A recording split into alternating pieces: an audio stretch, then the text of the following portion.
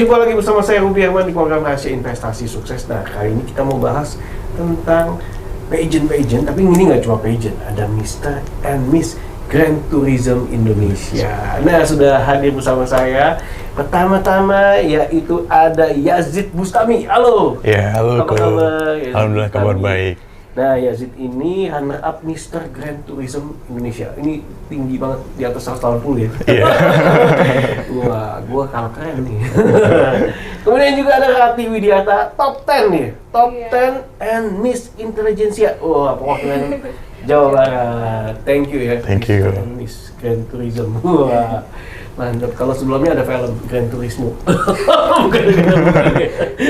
Oke. Nah, mungkin kamu mau ngobrol-ngobrol nih, kenapa memilih ya kan Mr. and Miss Grand Tourism? Nah, dari siapa dulu? Oke, boleh dari aku dulu ya.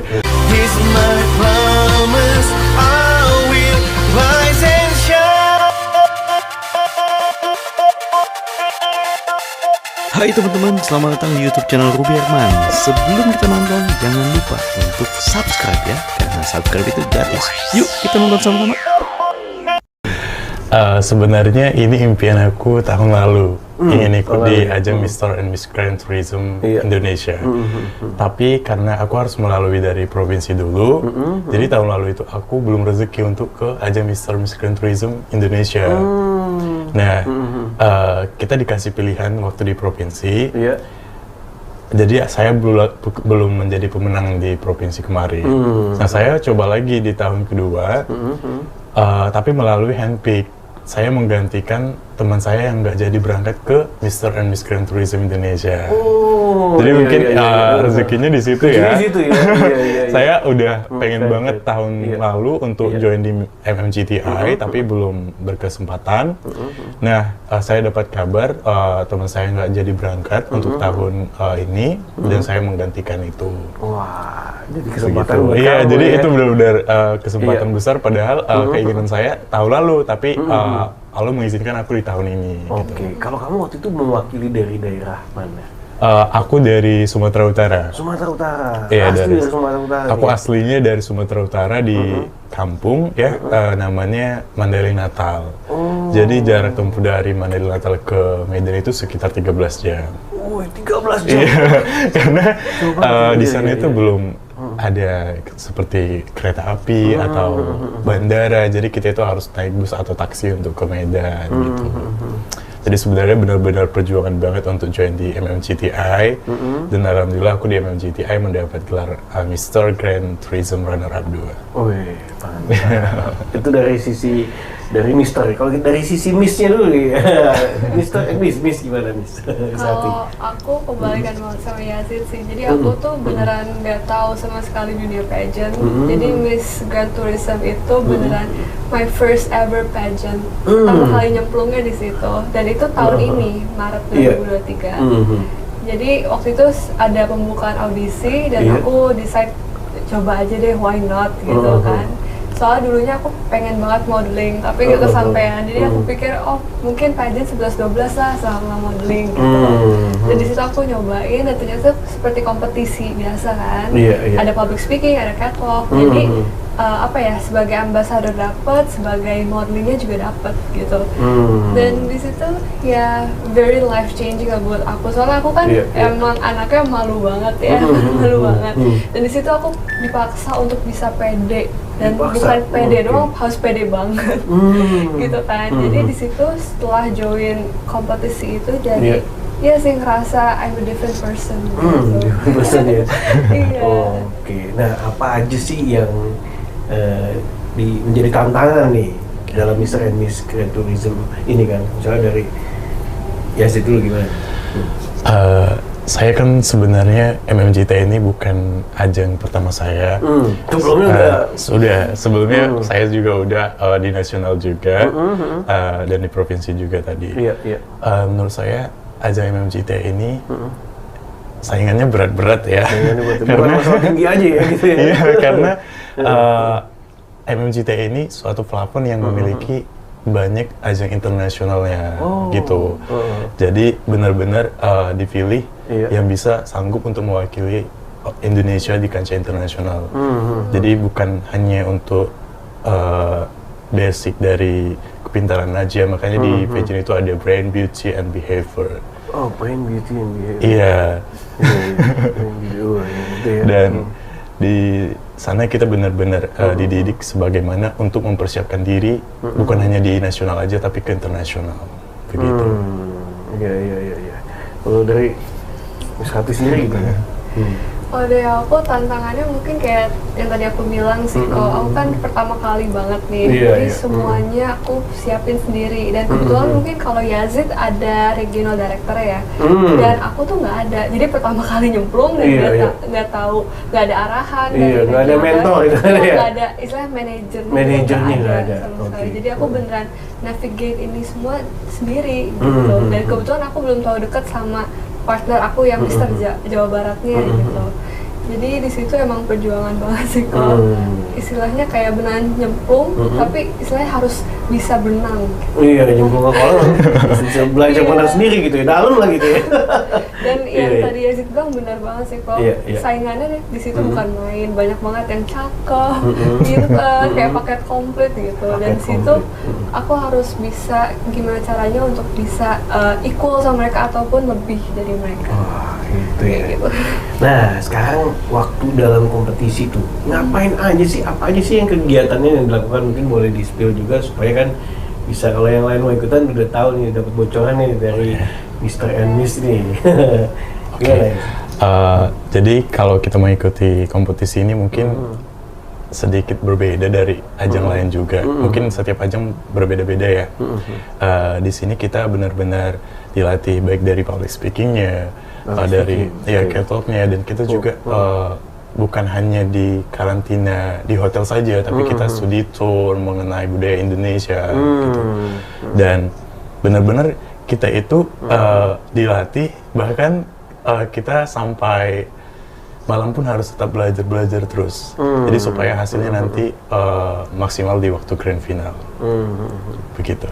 Iya. Oke, kalau buat Rati, apa nih kedepannya nih dari Mr. and Miss Grand Tourism ini, tujuan kamu atau apa nih tugasnya kedepannya gitu? Kamu kan jadi Miss Intelligentsia. Apa nih? Kalau Mr. dan Miss Grand Tourism itu sendiri emang mencari orang yang bisa menjadi ambasador. Apalagi kan ini tentang tourism ya. Tourism ya? Iya, jadi kita harus bisa mempromosikan apalagi daerah perwakilan. Misal aku perwakilan Jawa Barat. Gitu. Kita harus bisa menguasai knowledge-nya lah dari wisata dan juga bisa mempromosikannya di platform kita, Instagram atau social media lainnya. Kayak gitu kok. Jadi content creator juga ya? Iya, istilahnya. Sebutkan makanan favorit di Jawa Barat. Ayo, 5, 4. Apa nih? Apa ya? Banyak ya. Bakso salah satu ya. Bakso seblak. Seblak ya, lagi ini ya, seblak lagi tren ya, seblak ya. Oke, nah itu ya, kalau dari Yazid sendiri apa yang tugas ya kan yang dilakukan nih? Tugas yang saya lakukan setelah dari selesai kompetisi itu, jadi saya membawakan nama daerah saya, Sumatera Utara. Iya. Nah, setelah itu saya balik lagi ke daerah asal saya, Sumatera Utara, dan di saya banyak untuk eksplor wisata-wisata di sana, dan saya mengenalkan diri saya sebagai Mr. Grand Tourism Indonesia di Sumatera Utara sendiri, dan saya bertemu dengan pemerintahan di sana. Begitu, jadi kita audiensi dengan pemerintah, bahwasannya ajang ini memiliki tujuan yang jelas, begitu. Kalau dari masing-masing nih, ya kan, dari Yazid dan juga Rati, apa yang perubahan kehidupan yang dirasakan nih? Before, after, ya. Gimana? Rati dulu deh. Kalau dari aku sih kok dari network sih sebenarnya. Iya, jadi aku itu kan ajang nasional ya, jadi aku baru pertama kali misalnya ketemu sama temen dari Sumatera Utara gitu. Padahal aku sebelumnya belum pernah, jadi beneran dari Sabang sampai Merauke tuh ada. Ketemu semua di situ ya? Iya, bahkan dari Papua tuh ada 3 provinsi yang ikut waktu itu. Jadi kita saling mengenal budaya satu sama lain. Iya. Seperti itu, dan juga kayak tadi Yazid bilang ada audiensi ke pemerintah. Jadi aku punya link sekarang lah ke sana dan sering di-involve juga sama pemerintah Kota Depok. Yaitu aku emang domisili di sana, jadi sering dipanggil buat boleh dong jadi juri atau boleh dong attend ajang ini buat guest star kayak gitu. Jadi makin ngetop ya. Iya. Ya sih. Kalau dari aku before afternya, kalau beforenya karena notabene aku tinggal di kampung di pelosok, jadi untuk ikut dunia pageant mungkin di sana benar-benar masih sangat susah ya, karena kan kita harus ke kota dulu biar bisa mengikuti itu gitu. Dan saya sendiri di sana waktu itu dihujat, dibilang dihujat ya? kata-katain ngapain sih pasti nggak lolos kalau orang kampung begitu. Pasti kamu kan nggak mempunyai kemampuan dibanding orang-orang kota yang udah ada basicnya begitu. Tapi menurut saya itu suatu tantangan bagi saya karena jadi motivasi dia motivasi bagi saya. Dan setelah itu saya melalui dari provinsi ke nasional, ke nasional lagi, dan itu tadi saya bertemu dengan pemerintah untuk bantu support saya di sana. Dan alhamdulillah afternya setelah saya menang di sini, di kabupaten saya itu buat billboard saya semua. Datang minta fotonya ya buat billboard. Jadi ada, jadi waktu saya pulang kampung, saya dibuat penyambutan, saya di jalan. Kayak gue mau nanya, temen lu datang nggak tuh? yang pelek lu tuh. Terus teman-teman aku semua pada, ya mungkin mereka dengan omongan mereka aku bisa bayarkan gitu. Dan pemerintah sana juga support karena Manila Natal pertama kali saya bisa yang ke kancah nasional. Begitu. Wow, gitu kan. Ya kan, nah tadi apalagi banyak ketemu ya antara provinsi ya. Iya, banyak. Berapa lama tuh waktu itu tuh? Sempat di karantina nggak sih? Iya, sempat. Seminggu. Iya, kita hampir seminggu di karantina. Ya? Banyak teman dari seluruh provinsi Indonesia. Kita kan di Indonesia berbeda-beda tapi tetap satu, itu kan moto Indonesia. Ini nanti boleh juga bikin podcast cinlok di. Iya, banyak juga tuh yang cinlok. Tuh nanti kasih ide ya, bikin podcastnya siapa yang cinlok gitu. Iya. Oke, nah kemudian juga ini ya perubahan-perubahan dan kedepannya juga pasti banyak ya. Banyak banget. Akan dilakukan ya, gitu. Oke, nah kemudian dari kayak misalnya waktu mengikuti ajang itu kan ada photoshoot apa gitu kan. Nah itu gimana tuh kamu persiapannya gitu? Oke. Dari saya dulu. Saya dikabarin mewakili Sumatera Utara 2 minggu sebelum karantina. Dan di situ posisi saya masih di kampung, saya harus ke Medan dulu. Masih Sunda Jepit kan? Dan saya di situ kan banyak tuh harus ada persiapan photoshoot, ini segala macam. Dan di situ saya benar-benar ngelakuin sendiri. Saya harus mandiri. Setelah saya persiapan itu, saya dibantu sama regional director saya dari Provinsi Sumatera Utara. Kemudian berlangsunglah karantina. Alhamdulillahnya 2 minggu itu waktu yang cukup padat untuk ke nasional karena saya benar-benar 2 minggu sebelum karantina baru dikabarin. Iya. Dan saya juga langsung karena kan target saya MMGTI tahun kemarin. Gitu. Jadi tanpa pinggir panjang lagi saya langsung karena untuk MMGTI. Kalau hati sendiri gimana nih? Tadi dia kan ada mentor, lu kan nggak ada. Nah gimana lu bisa cari dan persiapannya gitu? Jadi dari situ aku tuh minta kenalan aku. Jadi kebetulan aku emang punya beberapa teman model yang pernah di pageant juga gitu. Jadi aku nyari insights dari situ. Iya, jadi kalau misalnya di pageant tuh ngapain aja sih persiapan sebelum karantina tuh ngapain aja. Biasanya tuh kalau pageant ada namanya kayak perang photoshoot. Jadi Instagram kita tuh dibombardir sama photoshoot. dan itu saling saingan gitu sama finalis lain, Yeah. pengen paling stand out gitu. Iya, Dan kebetulan iya, aku iya. nggak tahu tentang itu kan, dan aku dikasih tahu, dan juga aku sebenarnya nanya ke finalis lain juga, kalian persiapannya udah gimana gitu. Dan dari situ aku baru tahu, oh ada kayak gitu, dan dari situ ya persiapannya seperti itu sih kok. Oh, oke. Siapa nih? Iya. Jadi bagus, jadi temen lu jadi kayak mentor nih ya, jadi ya, karena dapetin Iya. insight-insight gitu ya. Uh-uh. Oke. Nah, kedepannya nih, Yazid dan Jurati, apa yang akan dilakukan nih? Ya kan, apa nih yang kamu pengen, mungkin ada pengen campaign tentang apa, mungkin masing-masing kan pasti beda-beda ya, Iya. lewat dari Mr. and Miss Grand Tourism ini. Kalau saya mungkin saat ini kedepannya fokus untuk di pendidikan dulu. Saya bakalan lanjutin kuliah saya. Oh, jadi kuliah? Iya, Oke. karena kebetulan saya juga baru tamat SMA. Iya, iya. Jadi, Iya. dan saya juga ingin memperdalam kerja sih Padahal kerja ya? Iya. Kuliahnya bidang apa? di bisnis manajemen. Businessman. Iya. Mantap. Berarti sendiri Jadi masih kalau- kuliah ya kalau nggak salah ya? Aku juga masih kuliah. Oh, oke. Hebat ya, muda-muda belum. Maksudnya ini satu baru masuk kuliah, satu lagi kuliah udah ikutan kompetisi ini. Berarti udah mentalnya, secara mental udah berkompetisi nih kan? Ya kan udah ya karena ini dalam dunia real kan dengan kompetisi Iya. ini dan banyak network kan yang membuka peluang-peluang ya. Iya betul. Ya, gimana lanjut nanti? Jadi kalau dari pageant ini, aku tuh jadi fall in love with the beauty industry. Jadi aku sadar tuh kalau pageant kita tuh harus banget jaga penampilan kan ya.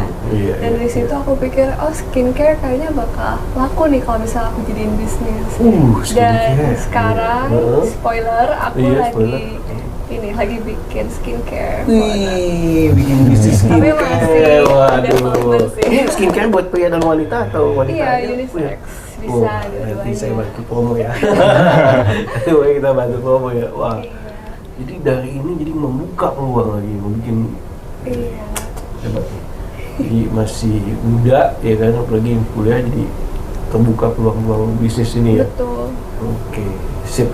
Nah, satu buah pertanyaan terakhir nih. Ini kan begitu banyak kompetisi yang ada ya. Kenapa ya Yazid dan juga nanti memilih Mr. and Miss Grand Tourism ini? Apa nih? Kalau nanti pasti berpeluang sukses kan di sini kan misalnya. Iya.